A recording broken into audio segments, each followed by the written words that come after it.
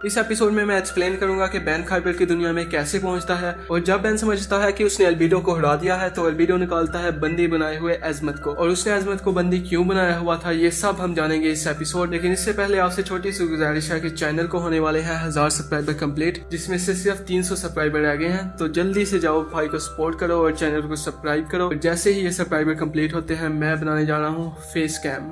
तो एपिसोड के स्टार्ट में हम बेन को देखते हैं जो वहाँ एल्बिडो के पीछे भाग रहा था और उसका पीछा रोक भी कर रहा था, और भागते भागते एल्बिडो एक रूम के अंदर दाखिल होता है और वहाँ जाकर छुप जाता है। फिर उस रूम में बेन भी दाखिल होता है, और जैसे ही वहाँ रोक पहुँचता है तो उस कमरे का दरवाजा बंद हो जाता है, क्योंकि वो कोई कमरा नहीं बल्कि एक शिप थी, और वो शिप वहाँ से चली जाती है और रोक वहीं रह जाता है। इसके बाद हम देखते हैं कि बेन किसी और ही दुनिया में आया होता है और एक मॉन्स्टर उसका पीछा कर रहा होता है। बेन एलियन में चेंज होने ही वाला था कि वो मॉन्स्टर दरख्त तो हिलाना शुरू हो जाता है। इसके बाद वो एलियन दरख्त के ऊपर चढ़ जाता है और वहाँ से सीन चेंज हो जाता है, और हम प्लम्बर्स हेडक्वार्टर को देखते हैं जहाँ मैक्स कहता है कि प्लम्बर्स को इन्फॉर्म कर दो कि गैलेक्सीज में जहाँ भी बेन का डीएनए मिले हमें फौरन इन्फॉर्म किया जाए। लेकिन रूक कहता है कि दूर की रिपोर्ट्स आने में हमें घंटों लग सकते हैं, और तभी मैक्स कहता है लगने दो, क्योंकि एजमत की टेक्नोलॉजी के बगैर हम इतना ही कर सकते हैं। और एजमत हमारी किसी भी कॉल का जवाब नहीं दे रहा, और एजमत उनकी किसी भी कॉल का जवाब क्यों नहीं दे रहा वो हम एपिसोड में आगे देखेंगे। तभी उन्हें एक रिपोर्ट मिलती है जिसमें उन्हें बेन के डीएनए के बारे में इन्फॉर्म किया जाता है,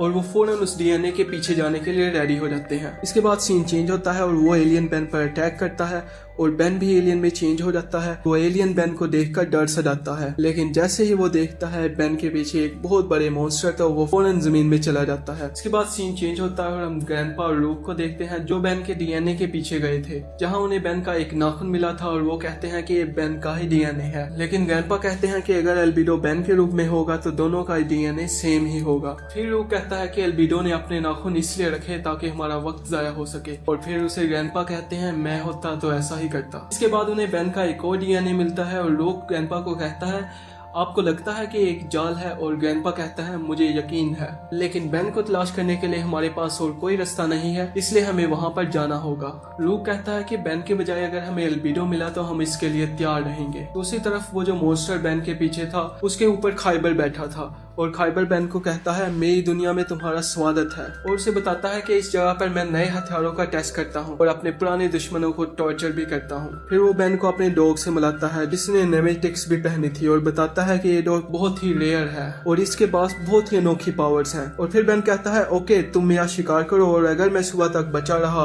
तो तुम मुझे जाने दोगे।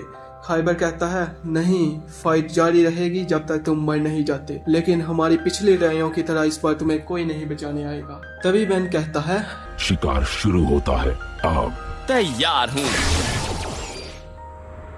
खाइबर कहता है ये शिकारी डिट्टो के प्लेनेट में पाया जाता है और उसका खुद की शिकारी है। इसके बाद खाइबर नीचे उतरता है और अपने डॉग की नेमेटिक्स के जरिए कॉपीज बना देता है, और फिर बेन भागता है और वो कुत्ते उसका पीछा करते हैं। बेन भाग ही रहा होता है कि मौसम चेंज हो जाता है और शदीद सर्दी हो जाती है, और जहाँ बेन भाग रहा होता है तो वहाँ से बर्फ टूटने लगती है और बेन पानी में गिरने लगता है, लेकिन वो किसी तरीके से बच जाता है। और तभी बेन देखता है कि वो डॉग उसका पीछा कर रहे थे।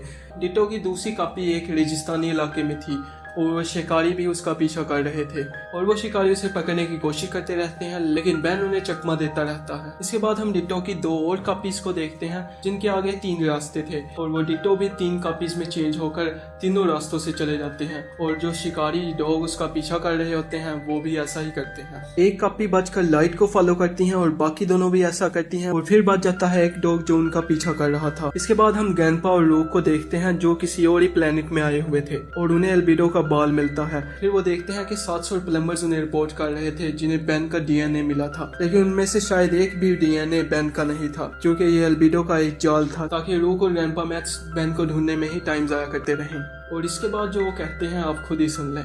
ऐसा हो सकता है कि इनमें से कुछ बेन के ही बचे कुछ निशान हो, क्योंकि वो कई बार गैलेक्टिक सफर पर गया है। क्या बचे कुछ निशान? यही तो चाहिए था। और फिर लूक कहता है कि अगर वो मिल जाए तो यकीनन हमें उसकी वो शिप मिल जाएगी जिसके जरिए वो सारे डीएनए सैंपल छोड़ रहा है। इसके बाद हम देखते हैं कि बेन उस डॉग को थका देता है, लेकिन आखिर में वो एक बोंगी मार देता है, और दूसरी कॉपीज पानी में गिर जाती हैं जहां उनकी छोटी सी फाइट होती है, और वो कॉपीज जो रोशनी के पास गई थी उन्हें वो डॉग घेर लेते हैं। इसके बाद बेन 3 से 1 में चेंज हो जाता है और भाग जाता है, लेकिन फिर वो दोबारा गिर जाता है और पकड़ा जाता है। और फिर वो देखता है कि पत्थर के गिरने की वजह से बहुत सारा पानी आ जाता है, और जिसकी वजह से बेन एक बार फिर बच जाता है। बेन देखता है कि उन डॉग्स ने बेन को हर तरफ से घेरा हुआ था, और फिर बेन कहता है, ठीक है तुम लोग डिट्टो से ज्यादा ताकतवर हो, लेकिन मेरे पास सैकड़ों एलियंस हैं चुनने के लिए और तुम उनके बारे में कुछ भी नहीं कर सकते। तभी वहाँ खाइबर आता है और बेन खाइबर को कहता है, चलो ये गेम खत्म करते हैं और तुम जितने भी शिकार मुझ पर छोड़ोगे मैं उन सब से लड़ूंगा। खाइबर कहता है, लेकिन तुम सभी शिकारों से एक साथ लड़ोगे। और फिर सीन चेंज होता है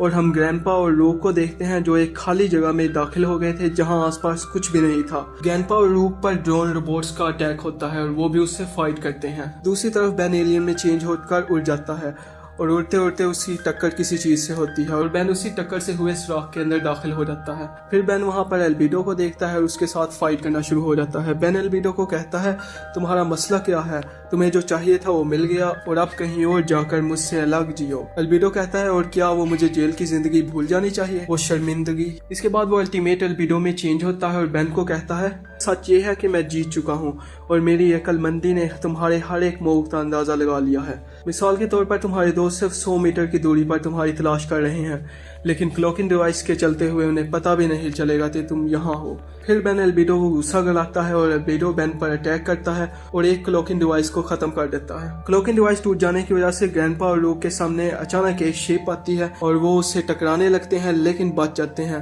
दूसरी तरफ एल्बिडो बेन पर अटैक करता रहता है और बेन बहुत से एलियंस में चेंज होकर उसके मुकाबले की कोशिश करता रहता है, लेकिन वो उसे बार बार इंसानी रूप में चेंज कर देता है और आखिरकार बेन सोक स्क्वैच में चेंज होता है। और फिर अगर एल्बिडो सोक स्क्वैच पर अटैक करता तो उसे वो उल्टा ही पड़ता, इसलिए वो स्पाइडर मंकी में चेंज हो जाता है और बेन को काबू में ले लेता है। बेन कहता है, मुझे छोड़ दो और जाने दो। और फिर एल्बिडो कहता है, अगर तुम यही चाहते हो तो फिर और फिर बेन गिर जाता है। इसके बाद एल्बिडो अल्टीमेट उमंगासोर में चेंज होता है और बेन भी एलियन में चेंज होकर फाइट करता है। एल्बिडो बेन को पकड़कर दीवार में मारता है और बेन डायमंड एलियन में चेंज होकर उसका मुकाबला करता है, लेकिन वो एक बार फिर हार जाता है। और अब ग्रैंडपा और रूक भी स्पेशल कंट्रोल सिस्टम से वहां पर आ गए थे। बेन फीडबैक में चेंज होकर एल्बिडो को एक बड़ा शॉक देता है, जिससे वो गैल्वन में चेंज हो जाता है और रूक उसे गिरफ्तार कर लेता है। और तभी वहां खाइबर आता है और बेन उसे कहता है, अपने आसपास देखो, तुम्हारा दोस्त हार गया है। और फिर एल्बिडो कहता है, इन्हें दिखाओ कि ये लोग हार गए हैं। और इसके बाद वो एक मशीन को ओपन करते हैं जिसमें उन्होंने अजमत को अपने कब्जे में लिया हुआ था और यहाँ एपिसोड एंड हो जाती है। लेकिन अभी ये एपिसोड खत्म नहीं हुई और इसका एक पार्ट रहता है जो जल्द आने वाला है।